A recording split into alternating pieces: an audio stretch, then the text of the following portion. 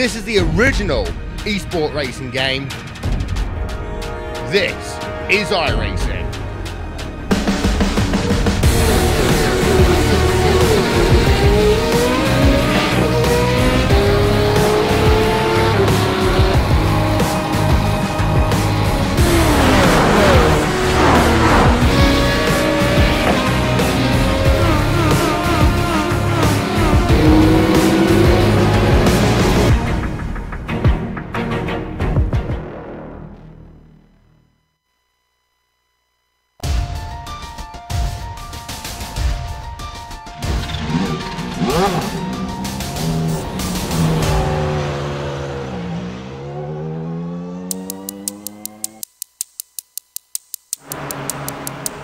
Sebring's layout is iconic. Though it has changed over the years, it's one that many drivers can do in their sleep by now. So why mess with perfection? Well, Sebring doesn't in fact have two smaller versions, the Club and the Modified course. Today's race will shorten things up with the Club layout plain host. We'll see if the change-up catches anyone out as we get ready to watch Round 8 of the Weekend Warriors. And you'll see it all live here on the Global SimRacing Channel, as well as the iRacing Esports Network. Hi, I'm Joe Peak, and with me in the booth is Ryan Walker. Behind the scenes is our director, Sean Crackers Ambrose, and he's using cameras provided by Dougie Beer. As we said, Sebring is a well-known factor to most of our drivers, but in case we have viewers who don't know what this circuit is about, let's head over to our track guide to learn a little more.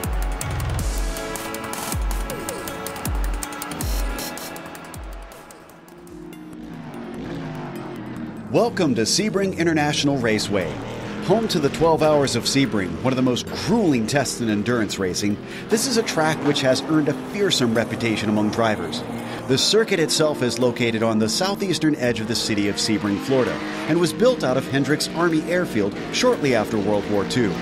3 layouts are currently in use, ranging from 1.7 to 3.7 miles in length. The longest course, which is perhaps the most well-known with it being the one used for the famed endurance race, shockingly still contains portions of the original airfield surface. It's this aspect which has become a signature feature of the track, making it extremely bumpy for racing. Sunset Bend in particular nearly shakes cars apart while they attempt to navigate the high-speed 180-degree corner. As you'd expect for the side of an airfield, there's nearly no elevation change over the course of a lap, but many of the curves are dramatically tall and unforgiving, daring drivers to glance them yet not hit them directly. Thankfully, places to pass are plentiful, including spots like the Hairpin and Cunningham. However, the many fast, sweeping turns creates a dilemma for car setup, since a vehicle that's made too stiff could wind up bottoming out on the onerous bumps. In the end, if you have the wherewithal to withstand the track's rough nature, you're likely to fare well. And since Florida fans almost always show up in huge numbers to witness this test of car and driver, you'll have plenty to impress at this legendary North American road course.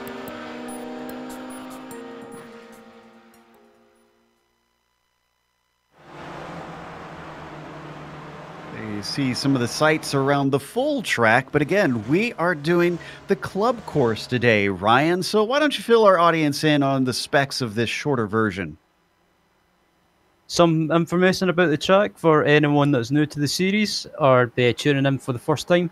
The track is 1.75 miles in length, I should say, or 2.816 kilometers if you're American. Has 11 turns. And the race length for today, as always in this series, will be 40 minutes.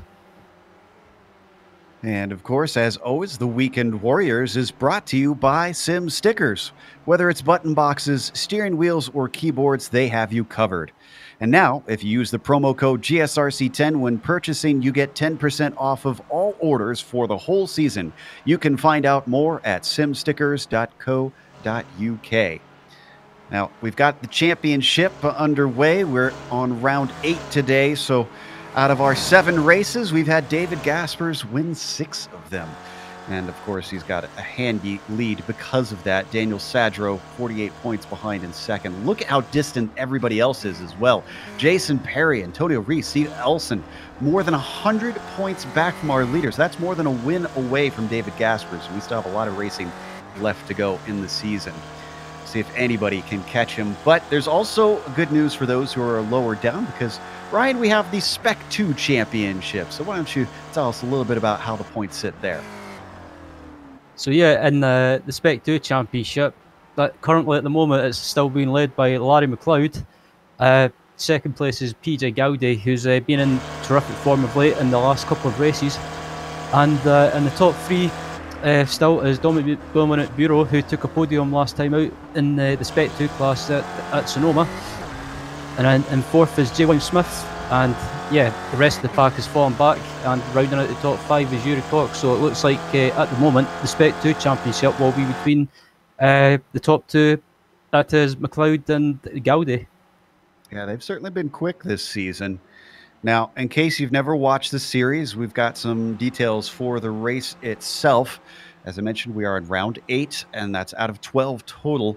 Now, the setups on these cars are open, but there's not a lot you can tweak in the Spec Racer Ford. They're more of a sort of a beginner's car in SCCA racing for those who start to get a little bit serious and but aren't really willing to mess with a car that is an ultimate, high-end race car. Now, they also have a limited fuel cell compared to what the real ones have, so you can expect a pit stop today in this 40-minute race. And they also ration the points. I talked about it was 100 points for win, but it's also always 25 points for last place. So they spread that between those two ends of the spectrum, no matter how many people show up.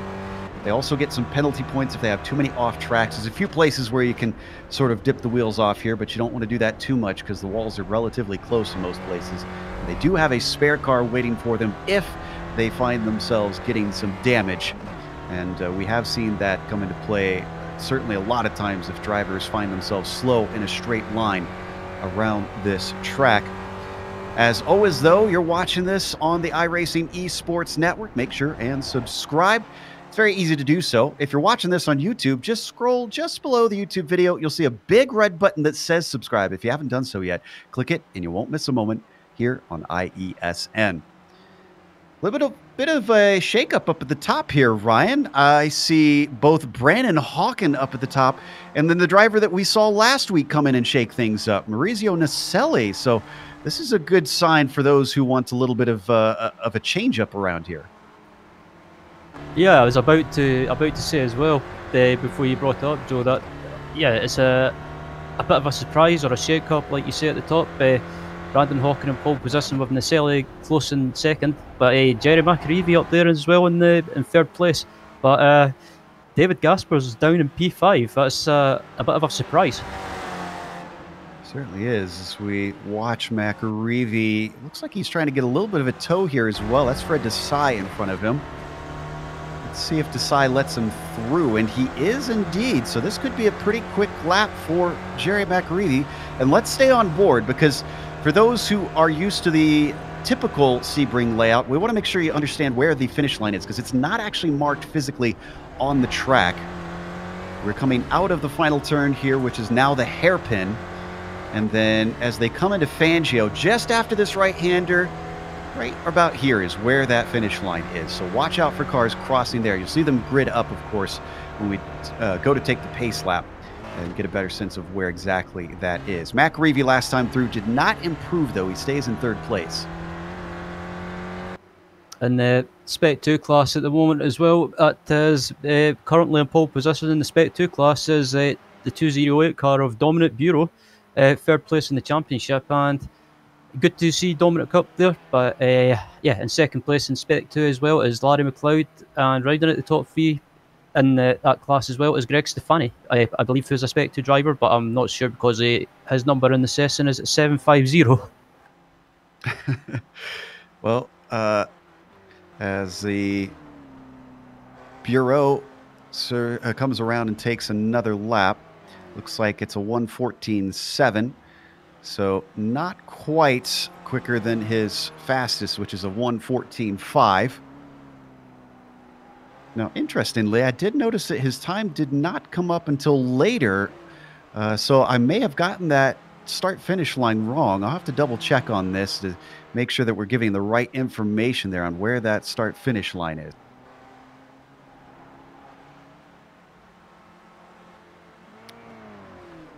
Yeah, it looks like it's a little bit farther up. So McAreevy just went over it. It's one of those white lines, so it does look like it has a marker.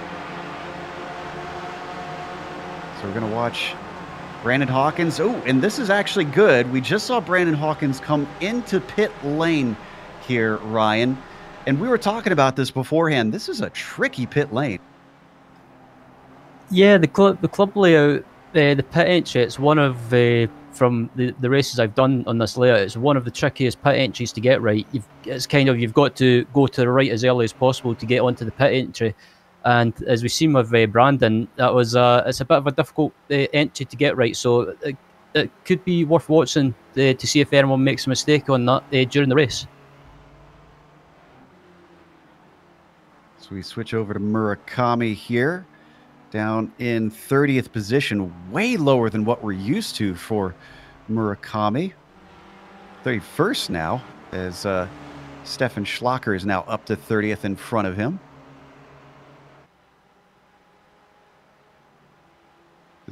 This layout takes out a lot of the long straights that you get, because we don't have the Ullman straight or the front stretch.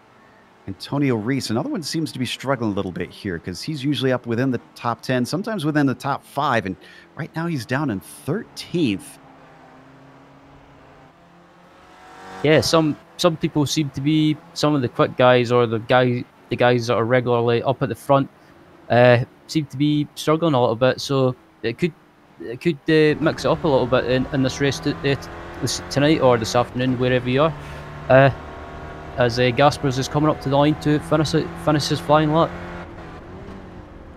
And he's going to pull over, so he's not happy with it.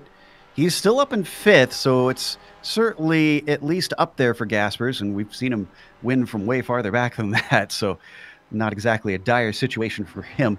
Samuel Dick in 29th as he crosses the line, does not improve on his 15.1.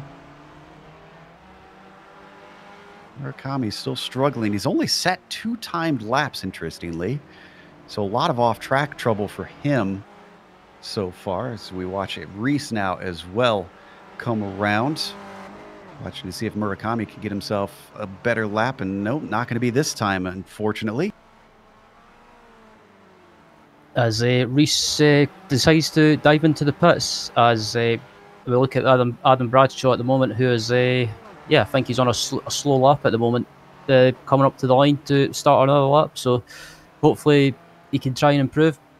As we look at Dominic Bureau as well, still on pole position in the Spec 2 class and 13th overall.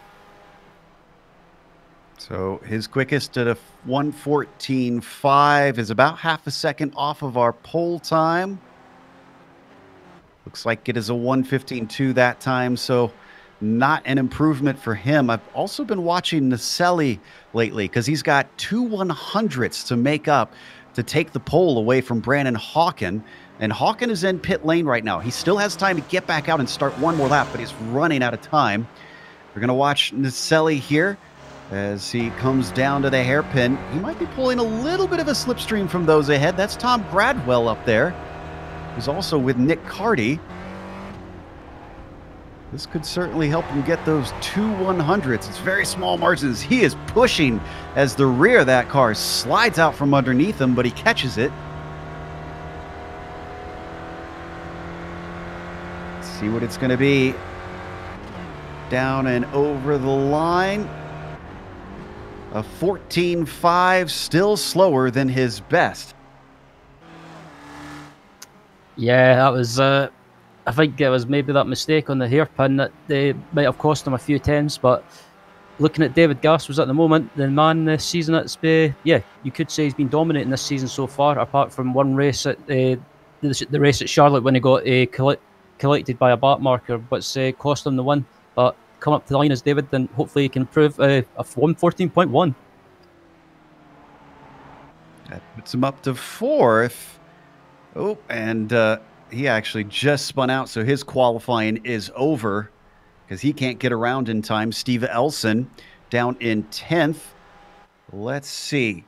A 14.484 is not going to see an improvement because he comes down into pit lane. A lot of drivers actually trying to practice that pit lane entry here. Dan Babick also to the line. He's way down in 40th, and he's not going to improve as the clock ticks down. Time's running out. As the clock ticks down, this whoever's on a lap, this will be their final lap, possibly, as we've got about 12 seconds remaining. And we're currently looking at Brett Holton, who's coming up to the line, and he's got loads of slipstream in front of him, so hopefully he can improve and maybe move further up the pack, I should say. There's the checkered flag. Everybody who comes across the line is now done with their qualifying. Bureau is actually going to abandon his, it looks like. Miroslav Juracek also not happy with that lap. He's going to take it into pit lane. What about Hugh Haycox? He's in 6th right now. He was very fast in the warm-up, but he's not happy with that one. Larry McLeod and Samuel Dick, one of our competitors for the top 2. Looks like he doesn't improve. David Gaspers now. What about this 4th place driver? Oh, he's going to pull it in. Wow, a lot of drivers really not happy with this. Michael Shaw, he's going to give it a go. A 1:14.8, and that is good enough to keep him where he is, unfortunately. McAreevy sitting in 3rd. Looks like he did not count that lap as he had already finished his qualifying, I believe. I think that should be everybody, potentially. Yeah, I'm not seeing anybody else get times registered, so I think that is everybody done at this point. Jackson is coming through 33rd, so probably won't really affect the ending of this. So let's go through our starting order. Brandon Hawken has put it on the pole. Maurizio Naselli will be starting next to him, hoping to try and do a little bit better than last time. And Jerry McAreevy will be starting in 3rd. David Gaspers, 4th today, so certainly has got some work to do. Daniel Sadrell will be starting in 5th. The 2 rivals in front of one another out there. Hugh Haycox starting in 6th with James DeBoer in 7th place. And you got Miroslav Juracek in the 8th position. Emil Orza starts 9th today, and then Steve Elson was not able to improve on that 10th place. Starting in 11th is Sergio Girelli, alongside him is Ed Doherty in 12th. Taking the Spec 2 pole position on 13th overall is Dominic Bureau, alongside him is Antonio Rees in 14th. Alongside him is Samuel Dick in 15th, Ian Helcox in 16th, Kurt Nunes in 17th, Jonathan Gaston Mino in 18th, 19th is our very own Stefan Slacker in 19th, and top 20 is Larry McLeod. Brett Holton put it in 21st with Greg Stefani in 22nd. You got Fred Desai in 23rd. Tim Van Dormelen in 24th will be followed by Michael Shaw in P25. Adam Bradshaw starts 26th today, and Yuri Cox in the 27th position. Jeff Jacobson, 28th for him. Paolo Green, way down the order, but in 29th. And Tom Gradwell is in 30th. Starting in 31st is Chris Marikami, not where he wants to be in the grid. Nick Carty starts in 32nd. 33rd is Paul Jackson. Richard Franco starts in 34th. 35th is Andreas Bertoni. 36th is Myro Haraski. 37th is Pascal Montmorency. 38th is Jeff Cantor. Bob Kerr in 39th. 40th is Dan Beavitt. Jay Williams-Smith, Matt Solblum, and Kellen Rhodes rounds out the rest of the field. We're just about ready to take off behind the pace car. Short pace lap around here, not just because it's a short lap, but because they're starting just before the hairpin, actually. Then the pace car will duck off and let them go. It should be an exciting one because 40-plus cars around a track that is less than 2 miles in length. It is going to get crowded around here today, Ryan. Absolutely. This club layout, it's a fun layout, but with so many cars on track, it's going to be so bunched up in the early stages of this race. So most of these guys, I believe anyway, will probably do the sensible thing, or if you're up at the front or in the mid pack, some people might try and go for it from the get-go and try and gain some track position. All right, the Porsche pace car has already taken them through the hairpin. Once we get through Fangio, we'll duck off to that little entry to the right into the pit lane, and everybody will be set free for 40 minutes of racing. Brandon Hawken, how is this start going to be? Green flag's out before they've even let the pace car in. So I wonder if anybody got caught out by that. Hawken did not get the best of starts as he's already being challenged around the outside. Things immediately coming together, a little bit of contact behind them, but they managed not to spin the cars. So far, so good. Into the corner as they come down to Tower. No incidents in the first turn. Just looking throughout the field as well, it looks like everyone's managed to make it through turn one without any issues, I believe. But yeah, everyone's close together, and as they come up to what looks like one of the tight hairpins, and at the moment it's still Hawken in the lead. Yeah, and Gasper's already up to second place. He managed to overtake Nicelli around the outside of turn 6 there through the shortcut. Hugh Haycox is behind them in fourth currently. I think we had an incident in the back. Looks like Yuri Cox involved in that, but we'll get back to that in a second. As they're coming down to the hairpin for the first time, and Hawkins very much stretching himself away. Gasper's under threat as the battle for second gets hot. Nicelli trying to pull the same move around the outside, this time into the hairpin, but that doesn't quite work out. Everybody else filing into there. I'm not seeing any sort of dramas at this point, so it looks like first lap clean except for one incident down in turn 6 before. As David Gaspers is up into second place, and he's on the hunt for Brandon Hawken at the moment. And yeah, we know what David's like.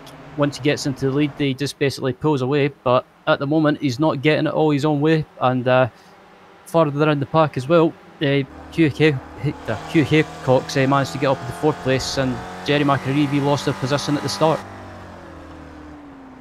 So down into turn 6 once again. This is one of the trickier corners, very narrow into here with tall curbs. So far, so good for the front of the field. Really got a big battle going on with Stefan Schlacher and Sergio Dorelli in 12th and 13th.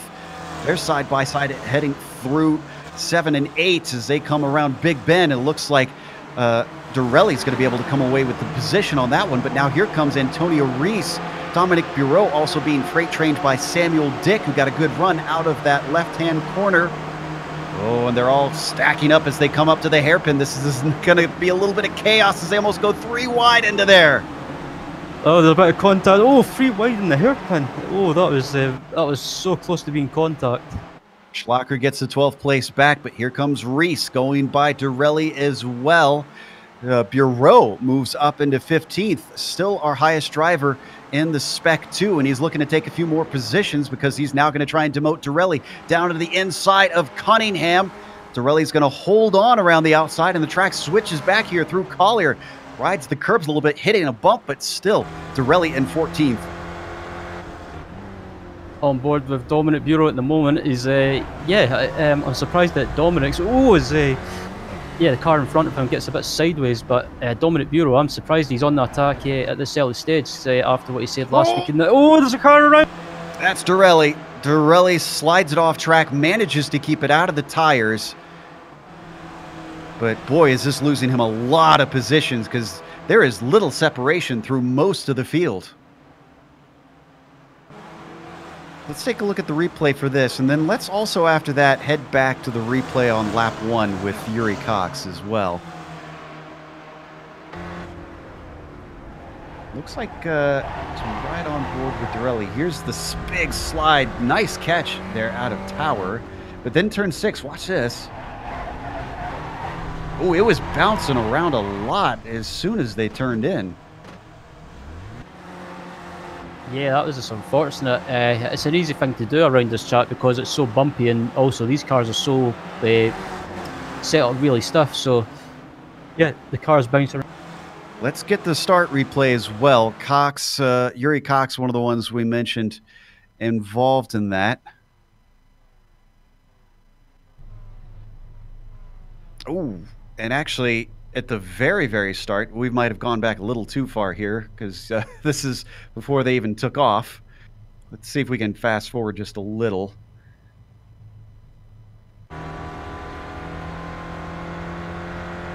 looks like we might not be able to get it. Oh, and let's come back live anyways because we've had a problem with Samuel Dick. This is in 36th position. Oh, and there's a lot of cars involved. This starts with Kurt Nunez, who's number 18, and it's an absolute mess here, Ryan.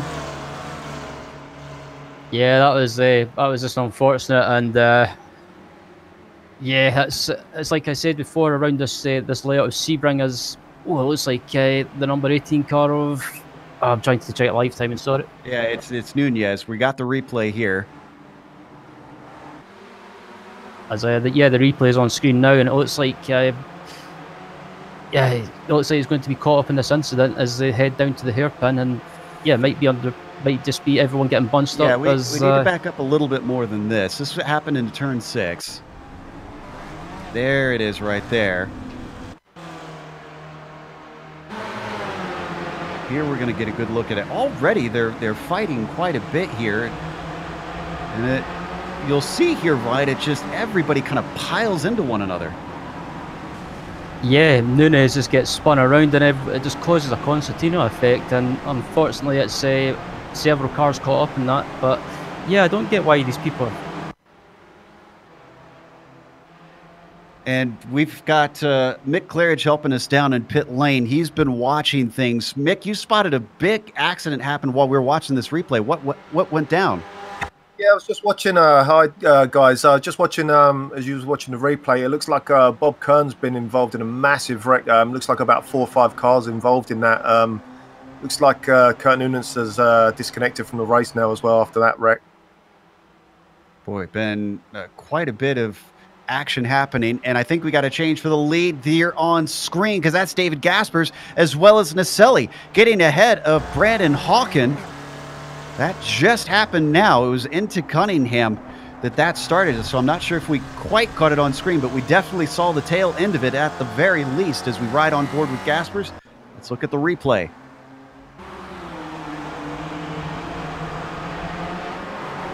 Yeah, looks like Naselli's got the run, and I thought it was going to be contact there, but Naselli's up the inside, manages to get the move done, and Naselli up into second place, and as we've seen already, Gasper's up into the lead.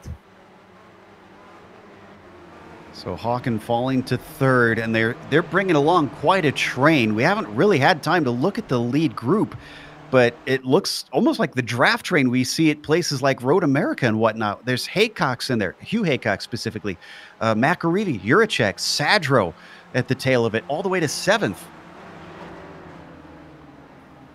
Yeah, I was expecting the field to be a lot more spread out, but at the moment this pack is starting to get bigger as there's about, I'm not sure how many cars exactly, but there's several anyway, and this pack is getting bigger, and I was expecting Gaspers to pull away like he normally does, but he's under pressure from Naselli and Hawken as well. Riding on board with Hawken now. A little bit of a lockup there into turn 6. Everybody kind of calming down, it looks like, as well. Not seeing quite as much action with this group. Wonder if they're all just waiting it out at this point to see how pit strategy works for them. They will come upon at least a little bit of lap traffic trickling in. Bob Kern and Yuri Cox in there.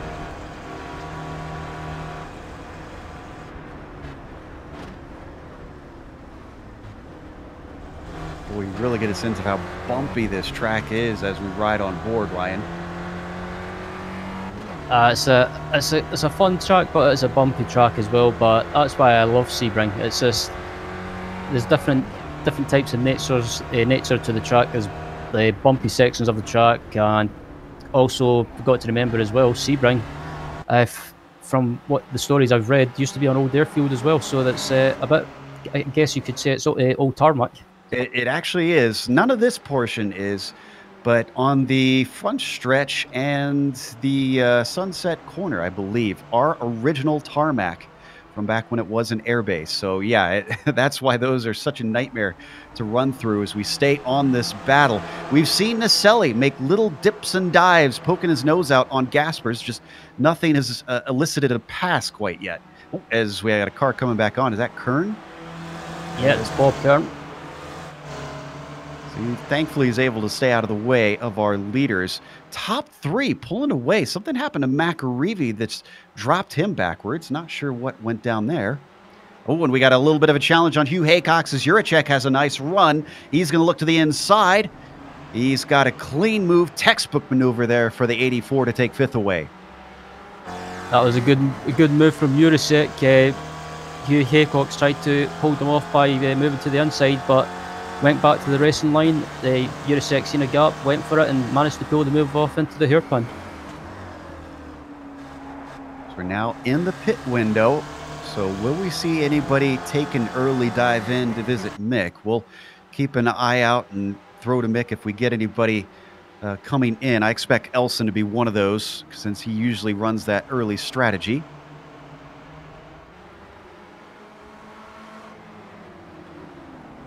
Still all in a line. That car behind them is still Bob Kern, as that was another mistake from Hugh Haycox. And also Jerry McAreevy under attack, too, as Miroslav Juracek. He's on a charge lately, taking it all the way out to the curb, managing the bumps well, and he's going to be able to outgun Jerry McAreevy around Big Bend down to the hairpin. Yeah, I think McAreevy made a mistake. That's what's allowed Miroslav to close up, but Daniel Sadro as well has managed to get by Hugh Haycox into 6th position, as Miroslav gets a bit sideways on the exit of the hairpin and ride on board with McAreevy. Sounds like we've got some takers in the pits, but before we get to that, we got to stay with this battle on screen. Juracek has McAreevy coming back at him, and he's got the inside coming down into Cunningham. And he might be able to get through, but it's going to be a side-by-side battle around Collier now. Starts to lose out a little bit. His nose is in if he wants to try and be brave into tower. Hugh Haycox behind them also thinking about it on Sadro, but they all get back in line by the time they reach the right-hander. Let's head down to Mick. What's going on down in pit lane? Yeah, Joe, Paolo Bream came into the pit with massive damage. I was looking back to see what happened. He had the dreaded off-throttle oversteer and span it round. Can't quite catch who hit him, but someone hit him straight head on, and he's just struggled round for the rest of the lap, and now he's into the pit. I don't know if he's disconnected. Let's have a look. Yeah, we just saw him get out of the car on our screen, so it looks like he is done for the day. Oh, we had a problem with Brett Holton as well, but we got to stay with this because McAreevy's got another run. No, this is James DeBoer, rather, on screen that we see, with Doherty going to the inside. Doherty managing to take that 7th place away behind them. A lot of action happening between Hugh Haycox and Stefan Schlacker. This is for 10th place. Yeah, it looks like Hugh Haycox has got the run and Schlacker, and he tried to go for a move, but Stefan defended very, very late before the corner, and just behind them as well is the Spec 2 leader, Dominic Bureau. Ooh, Hugh Haycox coming back at him. Oh, but they come together. Banging wheels. Still, they hold on to it as they break now for Tower. Schlacher around the outside. Oh, a lot of curve to the inside. He tries to hold on to it. Somehow, Hugh Haycox keeps that car from spinning. But looking to the inside, Dominic Bureau wants to stick his nose in. Doesn't quite work out. Antonio Reese now joining the fray as it becomes a 4-car battle. I thought for sure that number 34 was going to spin out as he was just bouncing around off of the inside curve of Tower. Also, Dominic Bureau, he has to be careful with this. He's on the Spec 2. Hugh Haycox and Stefan Slacker banging wheels again as they head down to the hairpin. But Bureau has to keep thinking of the Spec 2 championship and just, like he said last week, just finishing races and scoring points as they're at it again. Yeah, more contacts. These guys are getting extremely aggressive. I think Schlacher's going to come out the better of it. For some reason, it seems Haycock's a little bit slow at some points, and indeed, he's going to come in and take repairs. So, wonder if he got some damage. He's heading down into Mick, where I understand we've had more cars pitting. Yeah, a couple of guys pitting already, Joe. Look like scheduled pit stops. James Tibor and I can't quite see the other one. Stephen was pitting as well, and they came out into a massive lump of traffic, fighting their way through. Looks like a load of guys coming in now. Yeah, we see Bertoni on our screen down and in. McLeod also pitting. McLeod fighting for that Spec 2 championship, which this race is being led by Dominique Bureau in that class. 208 up to 8th, but he has yet to take his pit stop. Hugh Haycox with his spare car back out and going is our highest pitter right now, and I think he's well enough within the pit window that he should not need another stop. So that was a good call on his part. All that's been going on, we've ignored Gaspers leading Naselli, leading Hawken, still in the same position, but also still not spread apart here, Ryan. Very surprised that Gaspers has not managed to pull away, but yeah, credit to Naselli and Hawken behind for sticking with him. And it looks like David's going to get a harder time of it by this race and not getting his own way, but it's still the top 3 of Gaspers, Naselli and Hawken, and Makarivi, Jurasek, Sadro, and further back Edward Doherty. So it's spreading out a little bit, but I'm very surprised that some of these people further back in the pack are getting a bit feisty. Yeah, getting feisty is a good way to put it. Makarivi certainly has lost out with the way he's lost time to these top 3 that we're watching on screen. More traffic in front of them. Paulo Bream now, who, as we mentioned, has come back in and out. So it looks like he took a spare car and returned to the track. Hugh Haycock still our highest pitter as Antonio Reese has finished his stop but returned behind him. Bream just going to pull out of the way nicely as our leaders slide through.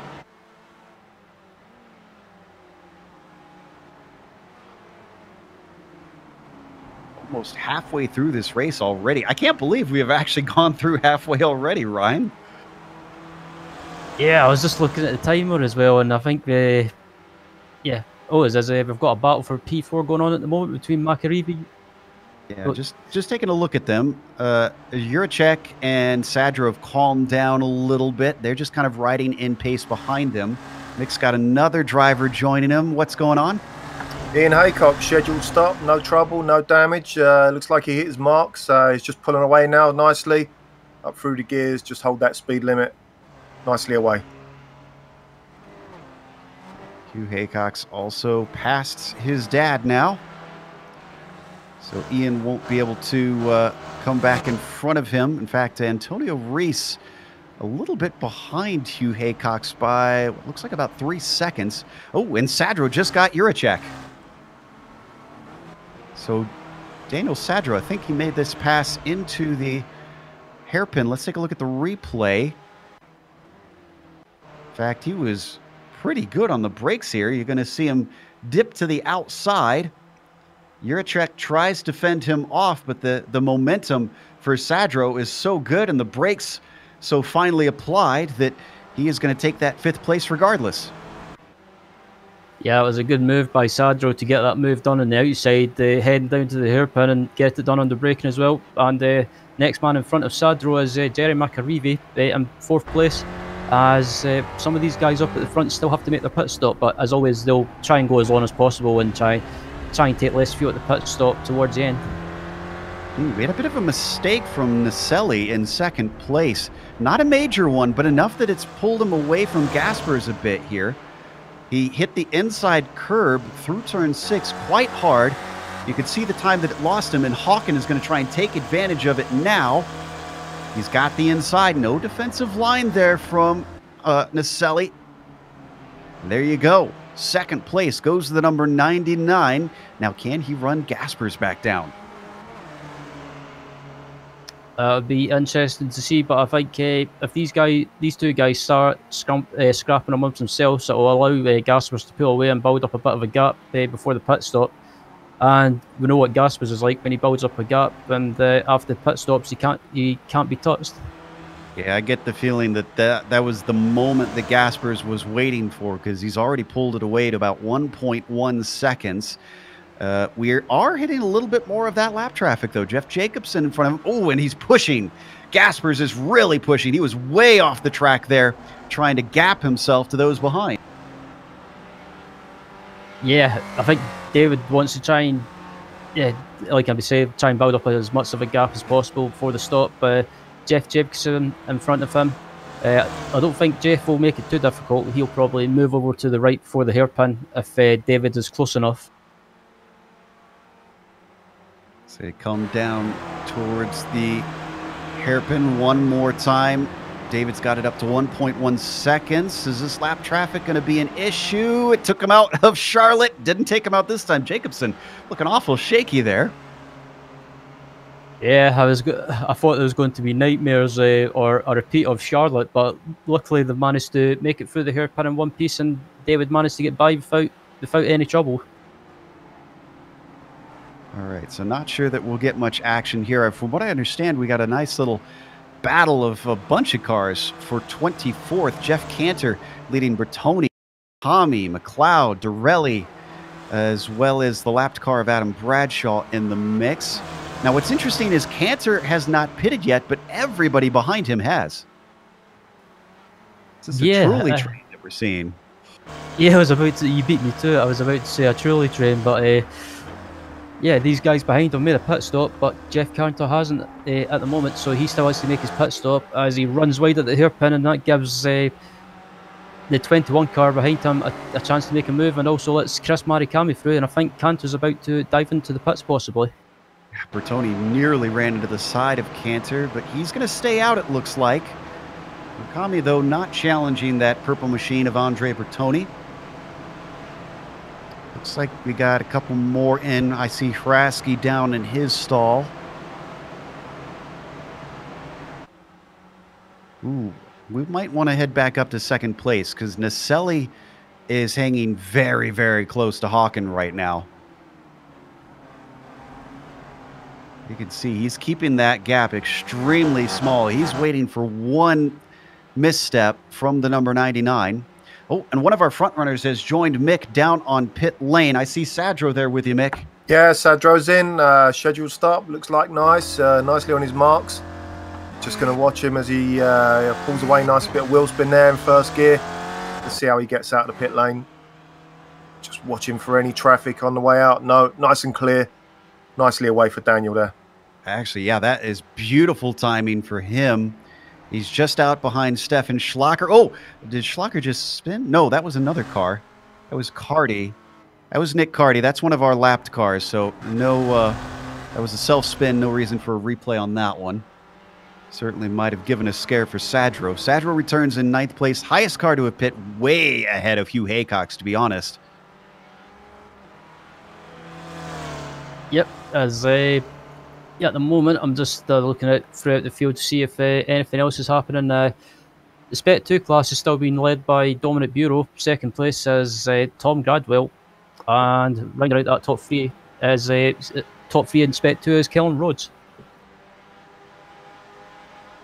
And looks like McAreevy also heading. And oh no, not McAreevy, Naselli. Naselli's in. Also, it looks like apparently there was a wreck at pit entry, according to Mick. Mick, what did you see on that? Yeah, I was just watching the cars just as he was coming into pit entry, and Dan Babick just completely lost it on the way in. I don't even actually think he was trying to head into the pits. I'm just watching him now. I know he is diving into the pits now, but a few cars had to move out of the way, and it was right at the pit entry. So maybe even a couple of cars actually went into pit lane without meaning to. Here's Babick. Oh, you know what? I think he was trying to get in pit lane and braked. Yeah, everybody had to kind of dodge around him. Wow. So that's a good example of just how tough it is to get the car woed up into there. We saw Naselli come back onto the track. He is ahead of Daniel Sadro. It's about 2.3 seconds between them, with no cars actually between them as well. So Sadro's got the bit between his teeth. He's gained a fair bit of ground up, to be honest. I thought he was a little bit farther back than that to what was our third place driver before. Yeah, that incident with the 37 car just about, it made me jump anyway. I was amazed that so many cars managed to avoid him, but yeah, that was a great avoidance by most people, and I'm not sure who the yellow car was. I think that could have been Dominic Bureau possibly, or someone else, but Daniel Sadro, he's having... Dan Sadro having a good race at the moment. We're watching the battle for 13th now. This is Van Dormelen leading Tom Gradwell, Antonio Reese, and James DeBoer. Reese and DeBoer have pitted, by the way. Orza's also at the tail of this train. But Van Dormelen and Gradwell haven't pitted, so they don't want to be held up too long behind these two. Absolutely. Just looking to see if any of the leaders up at the front. I've pitted, actually, David Gaspers is in the pits. Yep, Mick, they're heading your way. Yeah, both first and second place now. Brandon Hawkins just slots in front of David Gaspers. Let's just watch their stop, see how they come out. Looks like Gaspers is going to get away first. And Naselli's actually dealing with traffic right now. Yeah, Gaspers away first. Brandon Hawkins away. Looks like Hawkins may have lost out a little bit there. Gets onto the track. Both of them actually well ahead of Naselli. And Hawkins actually may have dropped Naselli here. I don't think he's close enough to get the draft off of him. So our top three spread apart after the pit stops.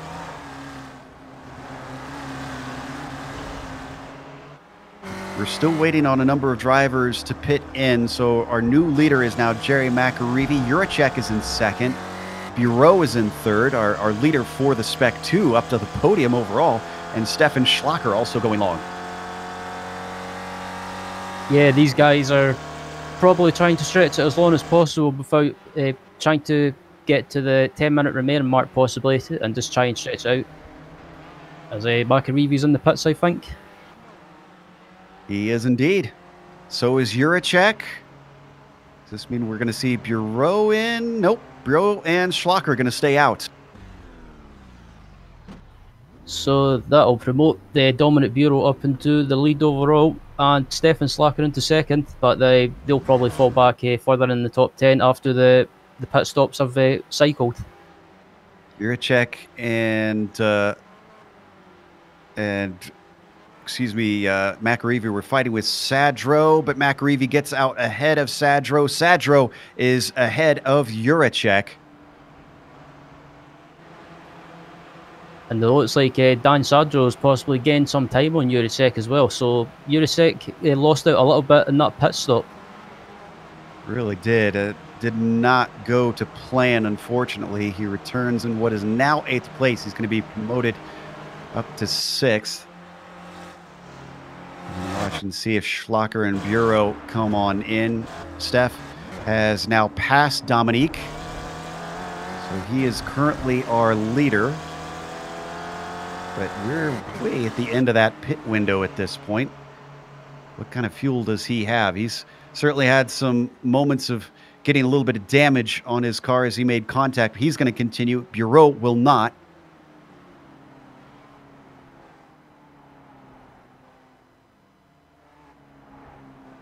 Schlocker running that as far out as possible. We're still waiting on a few others in the back as well to pit. Greg Stefani has yet to come in.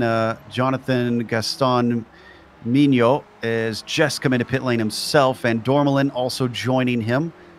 Looks like Tom Gradwell. Well, this looks to be the end of the fuel limit for a lot of drivers. As it's still Stefan Slacker in the lead at the moment, but Stefan still has to come into the pits, and I'm guessing that Steph will dive into the pits at the end of this lap. And he's got Gaspers right behind him, actually. So Gaspers at a full pit stop ahead of Stefan Schlacker at this point. It's lap traffic just pulling out of the way of David. Paolo Bream making sure that they can get through cleanly. I wonder if Steph pushed it a little too far here. He looks slow. Yeah, I think he's slow right now. I think Steph's running out of fuel. Yeah, I was going to say, I was just listening to his onboard, and it's just coughing and spluttering. Got that a little close. Looking for his pit stall, and he makes it in time. Boy, that cost him, though. He was quite a bit slower coming to the end of that lap. Stefani's going to join him. And then Kellen Rhodes is the last of them. Back up to fourth place. Ooh, Naselli not only dropped from Hawken, but now McAreevy all over him and looking for a podium. Yeah, I'm wondering if Naselli might have miscalculated the fuel possibly, and he's maybe having to do some fuel saving to make it to the end. But McAreevy has caught up to him very quickly, and he's got a run on him heading down to the hairpin. But they've got some back markers in front of them as well. So McAreevy, if he can get a run and get up the inside, he should be able to make a move up the inside into the hairpin. It's Jeff Cantor in front of them, and it's a lot of steam in favor of McAreevy. He's maybe going to be able to slot into line. Cantor's going to pull off the racing line to let them through the hairpin. But McAreevy's got it. Third place now for the number 67. Yeah, it's good to see McAreevy having a good run as well after his bad luck in the last 2 or 3 races. But yeah, doing well at the moment, up into a podium position. But yeah, I'm not sure what's happened to Naselli. His pace has dropped off a little bit. And he's got Daniel Sadro not too far back as well, so he might actually lose another position depending on if he does have an issue with fuel or not. Boy, here is where we see the traffic really getting bad now. In fact, some drivers very off the pace trying to let the leaders through, and that's almost causing more problems.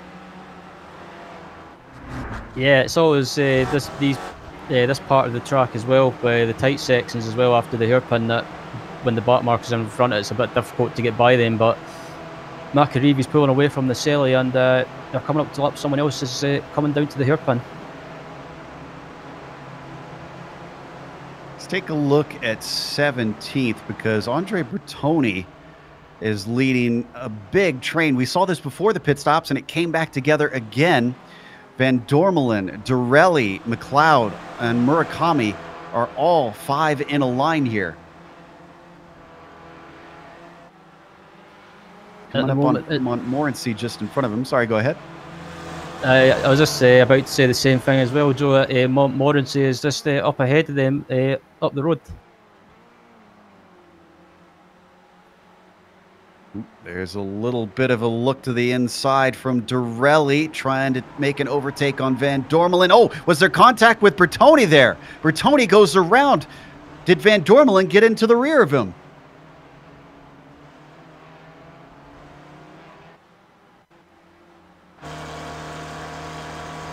Looking at the replay on that right there.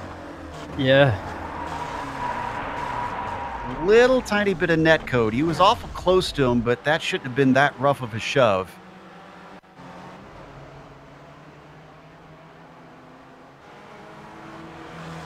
All right, as we continue on, battle is now between McLeod.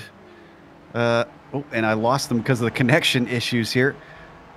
Looks like McLeod, Murakami, and Dorelli for 18th now that he's fallen back amongst them. Whoa. There's wow, quite a moment there for That was trying to figure out who that was that we saw in the pink car that was just having a huge problem. And as Yeah, soon it as looked we like go to it, it settles out now, of course. Sorry. yeah, I was about to say, I think that was the, I'm not sure what number it is, but I think that was Michael Shaw having an issue going onto the grass and just managed to hold it. But back up at this battle for 18th place with Girelli, Marikami, and Larry McLeod, and yeah, it's you get some good racing up at the front, but there's always a battle going on in the midfield as well, and this is proof of it. Only 6 minutes to go at this point, so laps are running out. We got a car spun. That's Steve Elson. That's for position. Coming out of Cunningham, Steve collected it, but you can see everybody's just freight training that number 56. Let's take a look at the replay here.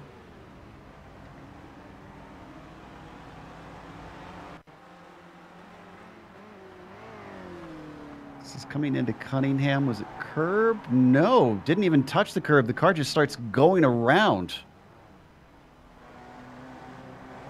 Yeah, it's just what you might have just lost it in the bump possibly, and just or it might just be a case of what that lift off oversteer you get with the SRF. But this battle's still going on at the moment, and Pascal Montmorency has been caught really quickly by this pack behind us. Van, oh Jesus! And let's stay on this battle on screen. Van Dormelen managing to get through, but we've had an unexpected visitor to Mick. Our leader in the Spec 2 is in again. Mick, what's going on? Yeah, I'm just watching Steph. By the way, he's in there. Yeah, I'm not sure, Joe. I missed it, to be honest with you. I'm going through the replays trying to find what happened, but yeah, I mean, I'm not sure if it's fuel. It's definitely not fuel, is it? This late in the stage. So yeah, so I'll find out. I'll come back to you on it. All right. Well, he's looking into that. As he said, Schlocker in and out of the pits. He's down to 21st because of that. He actually missed his pit stall on his first one, so that didn't help things. Take a look at Hugh Haycock's down here in 8th position. That's Dan Babbitt directly in front of him, so that's not for a spot. That's just the lapped car. But Tabor, Reese, and Orza are for position directly behind Hugh. Yeah, this battle's been going on for most of this race so far, as the back marker doesn't know where to go. He has to go to the right, and it might have caught Hugh out a little bit. But Hugh Haycock's in 8th position at the moment with this pack behind him, and I've been watching this battle for a while, Joe, and it's been fantastic to watch. And Hugh is doing a good job of defending from these guys at the moment. It's been pretty action-packed for poor Stefan Schlocker. He got caught up in an accident in front of him. That's now sent him down to 26. Don't need a replay, but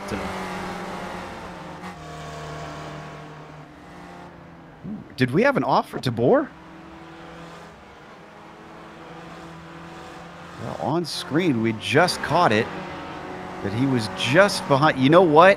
Hugh Haycox was locking those wheels up. I wonder if he slowed up more than James expected and just got caught out and panicked. As a rider on board with James Tabor, and yeah, he brakes ever so slightly, and just he might have just got caught out by Hugh and just lost it under braking and decided to get it sideways and go into the grass instead of spinning in front of the cars behind. But that was a good car control from James, and managed to keep it kind of in a straight line, or just basically keep it going. I'll be honest, Ryan, this feels like a somewhat sloppy and rough race for this crowd. We're not used to seeing them quite like this.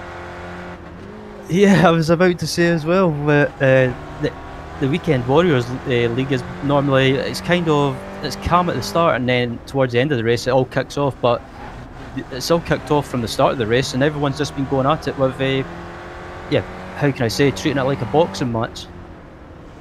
We ride on board with Antonio Reese back here in 9th, still working on Hugh Haycox. Orza is right behind him. We can't see it in the mirror there of Reese, but I can tell you from my view that Orza is just all over the back of that gearbox. And they come down to the hairpin. Emil, is he going to take a look? Yeah, he is going to poke his nose in, but he comes back to the racing line. We've got 2 laps left to go. Gaspers crossed the line recently with 2 minutes left. So we'll circle back around and just cross for the white flag. As this battle for 8 places going on at the moment, but these guys are quickly catching up to the back of Ed Doherty in 7th place in front of him. So we should have about 1, 2, 3, a 4-car battle starting very soon. Yeah, I'm surprised that they've run down Doherty. He must have gotten ahead of them in the pit stops and really been able to pull a gap as they were fighting. But now that it's towards the end, they've certainly run him down. Keeping an eye on that, as well as an eye on Gaspers. And don't forget, the battle for third's not over. McAreevy still's got Naselli hounding him at every corner. Yeah, almost contact there with a lap back marker there from Hugh as they were coming out of the left-hander. White flag is out for David Gaspers now. And here's McAreevy. Oh, we lost Hawken. We lost Brandon Hawken. We'll send Mick to try and look and see what happened to him because we don't have much time. But while he's looking at that, McAreevy gets promoted into 2nd. Naselli up into 3rd. Sadro finds himself in P4 out of this. Yeah, I'm not sure what happened to Hawken, but it gave everyone a position. Still watching this fight with Doherty and Hugh Haycox. Antonio Reese trying to get past the back marker and into it. Actually, no, that's Emil Orza that managed to get past. Ooh, a little bit of a dive in. Meanwhile, we've got to go to David Gaspers because as he comes out of the hairpin, just as this battle is getting absolutely wild, David Gaspers didn't start on the pole. Didn't look like he was totally comfortable here, but in the end, he is going to take victory as he crosses the line here at Sebring. McAreevy just barely ahead of Naselli by less than a second. Is going to be able to take 2nd place. Maurizio with another podium. And Sadro with a 4th. Is that up at the hairpin? Hugh Haycox tried to make a move on Ed Doherty, but ended up running wide. And Emil Orza pounced on that opportunity and is up into P6. He was all the way down in, I think, 9th before. What a run from Orza. He's going to be slightly ahead, but it's just enough ahead of Reese. So Orza gets 6th, Reese in 7th, Hugh Haycox down to 8th after that. Doherty settles for 9th, and Tabor all the way to 10th. I think we need a full last lap replay of that battle between Haycox and Reese and Orza, because that was just nuts, and I wish we could have focused on it more.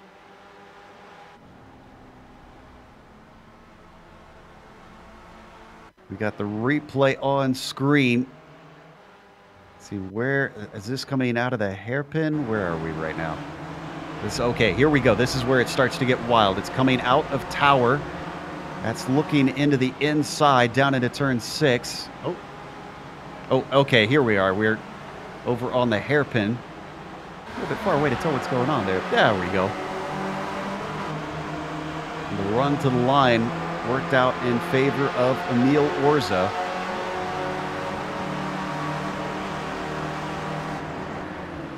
Great stuff there at the end. Let's take a quick break, though, as everybody else trickles across the line. We're going to come back with the unofficial results as well as driver interviews. Stick around because on screen you're going to see all the upcoming races here on GSRC.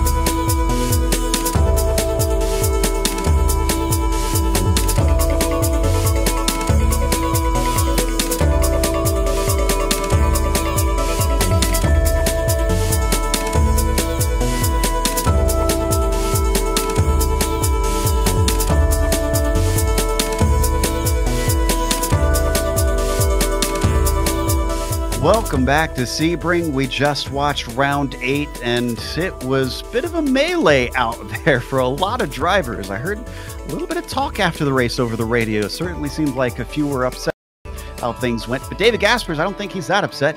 He went from 4th to 1st in the end. Jerry McAreevy with a 2nd place, a little bit of luck helping him on that one. With Brandon Hawken, we found out, actually had a connection problem. That's why he disappeared at the very end. That's a real shame because he was running a great race. Mauricio Naselli managed to get a 3rd place, even though he started on the front row. A little bit of a sloppy race for him, but still a podium is something worthy to be proud of here. Daniel Sadro finished with a 4th, and Miroslav Juracek with a top 5. Emil Orza gaining a ton of positions on the last lap, with everybody else just beating and banging around him. He took 6th. Antonio Reese was 7th from 14th. Good gain for him. Hugh Haycox with an 8th place finish, and Ed Doherty in 9th, with James DeBoer rounding out your top 10. Greg Stefani took the win in the Spec 2 class and 11th overall, in front of Dominic Bureau, who finished 2nd in Spec 2 and 12th overall. Ian Haycox finished in 13th, Sergio Dorelli finished in 14th, Tim Van Dormelen finished in 15th, 16th was Andreas Bertone, 17th was Larry McLeod, 18th was Jonathan Gaston, 19th was Fred Desai, and rounding out the top 20 was Michael Shaw. And the last few drivers on the lead lap were Kellen Rhodes, Samuel Dick, Tom Gradwell, and Stefan Schlacker. Everybody else was a lap down or more. Not that surprised to see on such a short track.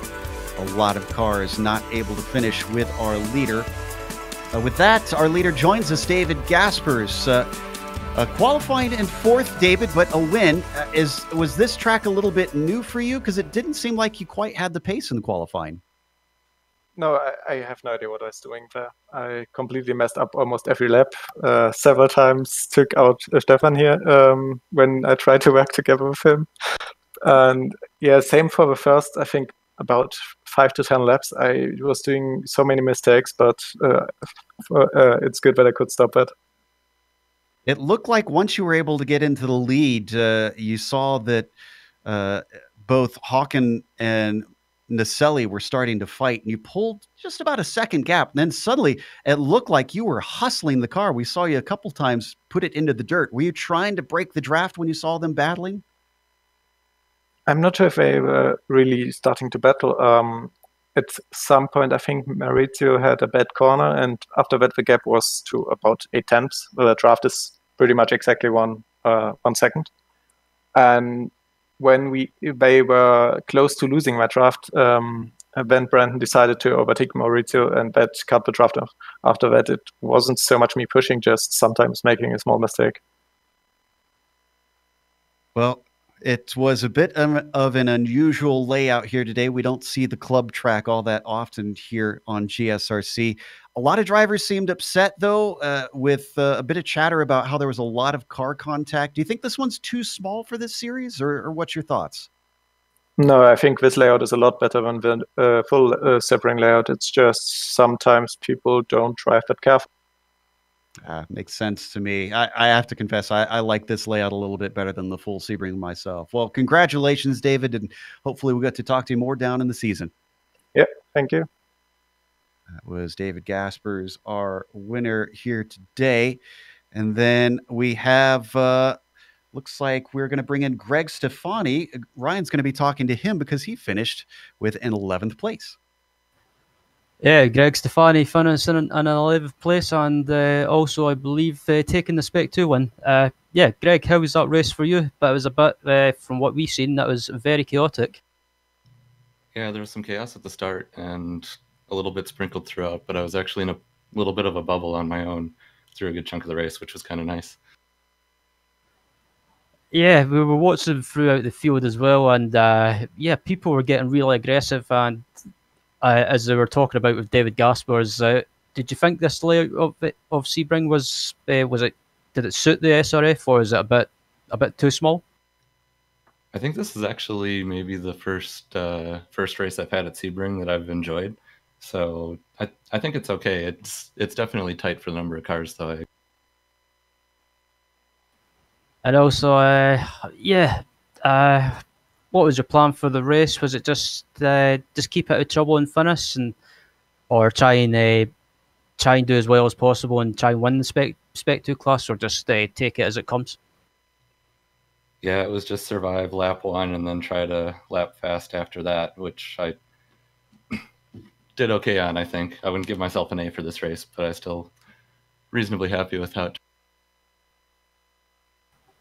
Good stuff. Before we let you go, is there anyone that you'd like to give a shout out to, or any thanks that you want to give? Yeah, just thanks to my family for supporting them. Awesome. Well, thanks for joining. As Greg leaves the booth and finishing second in the Spec 2 class and finishing 12th overall. It's Dominic Bureau with Joe Pete. Yeah, Dominique was leading that Spec 2 for much of the race, and seems like Greg kind of snuck in there and snatched it from you. Were you a bit surprised that he was able to beat you to that Spec 2 win? Hey guys, no, not surprised at all. I completely messed this one up. I messed up my pit stop, and that's pretty much all there is to it. I'm kicking myself right now. Well, it's difficult as sim racers, since we got to do a lot of mental work that real racers don't necessarily have to do. But you were in the thick of the mid pack for quite a lot of this, and while we did see some action up at the front, honestly, most of the craziness that we saw was back around the area you were. So what was this race like from your perspective? Well, from the start, I mean, you could see from the practice and also from the qualifying that people were having issues all around the track. So it's basically a matter of just trying to keep it on the track and avoid accidents if possible. And obviously, it's something that's sometimes easier when you're up at the front, but in the mid pack, it was a bit crazy for the first few laps. But I was able to keep it clean and just let people go by if they were faster, or dive bombers or whatever would happen there, and then just get back to them later on. So it wasn't too bad. I was expecting more carnage than that around me, and I was able to keep it clean apparently. Now, we get a lot of talk, obviously, with some European tracks, some Asian tracks that drivers really want to see on this service, but we don't hear often from Canadians, because you guys have a fair amount of racetracks up there too. Is there anything local to your country that you'd like to see on the service? Well, I already have Circuit Villeneuve, so that's a good start. And I don't know much the tracks around my place. I mean, I used to travel a little bit for racing in the United States. But there is Mont Tremblant, which is a nice track, and which would be great to have in the service, obviously. Yeah, I've seen a bit of footage of that one, and I think I'd kind of like that one as well. Well, again, commiserations on not being able to get that Spec 2 win, but hopefully we'll get to talk to you some more. Hey, thank you guys, and thanks for the broadcast and everything. That was Dominique Bureau, 12th place overall, second in Spec 2 today, and that's going to wrap up our interviews. So let's give a big thank you to our sponsor once more. Again, that is SimStickers, and you can find them at simstickers.co.uk. Enter that code again, GSRC10, when you buy anything from there, and you'll get 10% off all of your purchases for the season. Thanks to iRacing for putting us on IESN. Make sure and subscribe to the channel so that you don't miss a moment of all the best racing here on iRacing. Thanks to the companies that provide the software and the hardware for our broadcasts. They're listed here on your screen. And additional thanks go to June Lalonde, who provides our wonderful music. See the screen for how to get a hold of more of her great work. Thanks to the team today, Ryan, Sean, Dougie, and Mick. If you'd like to find out more about GSRC, including upcoming races, you can find it at globalsimracingchannel.com. We also have social media outlets. We have Twitter, which is at GSR Channel, Facebook, Global Sim Racing Channel, and Instagram, which is at GSRC_Graham. The next race that we're heading to is going to be another small circuit, Brands Hatch. Very tricky racing there. That'll be Sunday, February 9th at 2:45 p.m. Eastern. But we have upcoming races for other series listed on the screen, so make sure and check those out and then mark them down on your calendar. But until next time, race clean, race hard. We'll see you on the track.